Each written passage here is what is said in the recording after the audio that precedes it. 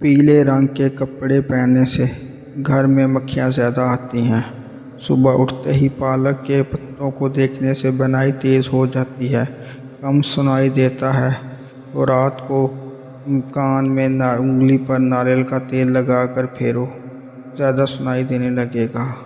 خشک روٹی کے اوپر ایک عدد گاجر رکھ کر کھانے سے جگر خون بنانا شروع کر دیتا ہے۔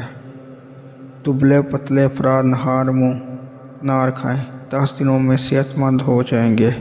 سبزی کاٹتے وقت چھری سے انگلی کٹ جائے اور خون بہہ رہا ہو تو اپنے ہاتھ کو دل کی سطح سے اوپر کر لیں، اس طرح خون بہنا بند ہو جائے گا۔ جو رات کو الائچی والا دودھ پیتا ہے اسے جوڑوں کا درد نہیں ہوتا۔ جو ٹھنڈا پانی پیتا ہے اس کے دانت جلدی گر جاتے ہیں۔ جو زیادہ خاموش رہتا ہے وہ ذہین ہوتا ہے۔ جو پاؤں پر تیل لگاتا ہے وہ بہت کم بیمار ہوتا ہے۔ کچے چاول کھانے سے جھریاں ختم ہو جاتی ہیں۔ چنے کو شہد کے ساتھ کھانے سے حمل ٹھہر جاتا ہے۔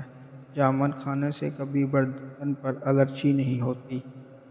ہینڈ فری لگا کر موبائل چلانے سے انسان جلدی بوڑھا ہو جاتا ہے۔ انڈے کی سفیدی اور ارکے گلاب ملا کر بالوں میں لگانے سے بالوں میں چمک آ جاتی ہے۔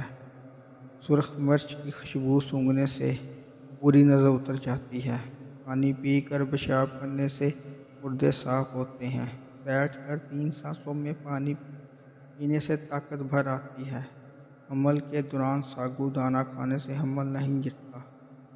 رات کو زیادہ کھانا کھانے سے بڑھاپا جلدی آتا ہے۔ نہانے کے بعد بالوں کو تولیے سے ڈھانپ لینے سے بالوں کی چمک ختم ہو جاتی ہے۔ لیموں پر چینی لگا کر کھانے سے چکر آنا بند ہو جاتے ہیں۔ جس گھر میں زیادہ چوہے ہوتے ہیں وہاں کے افراد کالا جرثومہ کا شکار ہوتے ہیں۔ بکری کو گھر میں پالنے سے بدن میں الرجی نہیں ہوتی۔ جو عورت تیز مرچیں کھانے کی عادی ہو اس کا بچہ ذہین پیدا ہوتا ہے۔